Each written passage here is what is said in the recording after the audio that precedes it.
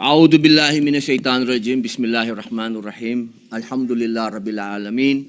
Bismillahi wassalatu wassalamu ala rasulillahi. Assalamualaikum warahmatullah. Alam niyo po, ito na po siguro ang pinakamaligayang araw sa buhay ko sapagkat makasaysayan.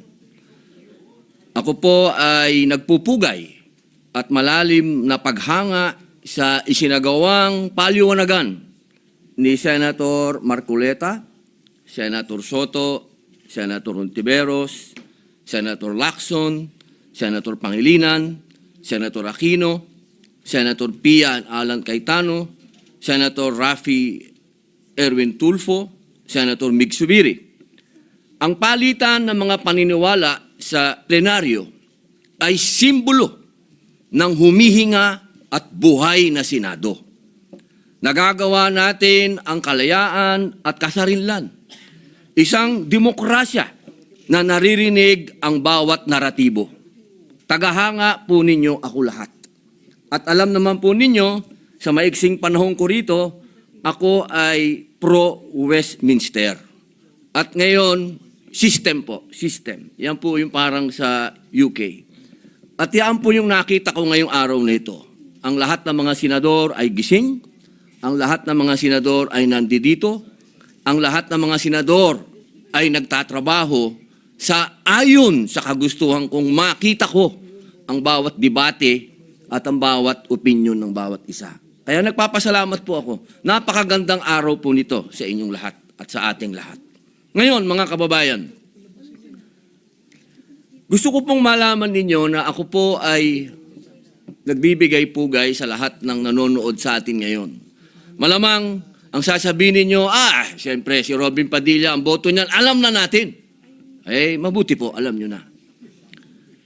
Ang gusto ko lamang pong liwanagin ay ito. Ang nais ko, sana, ay katapusan na nito.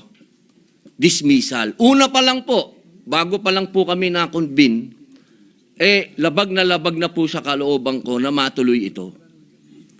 Nakita niyo naman po noong nagkasumpaan, talagang ipinaglalaban namin na politika ito.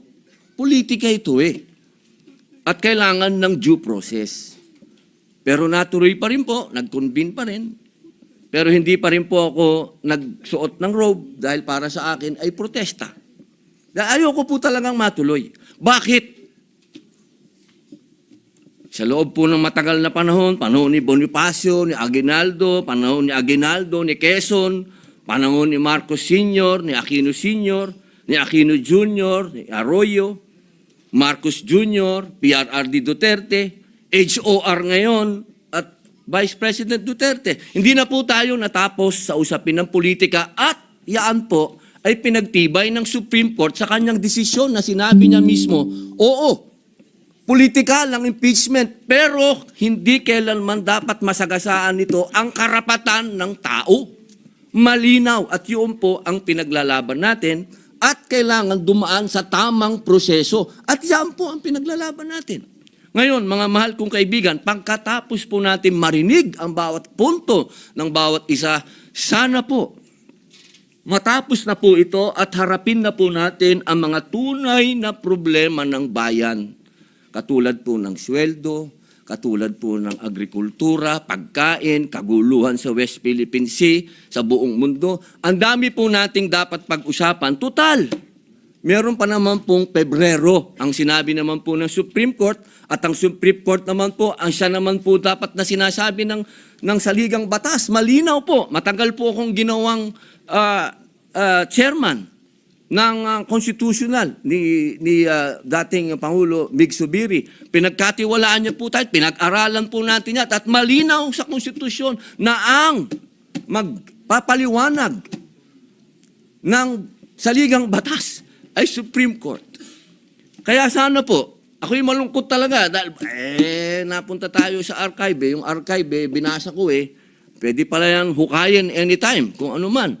So, hindi pa rin tayo natapos.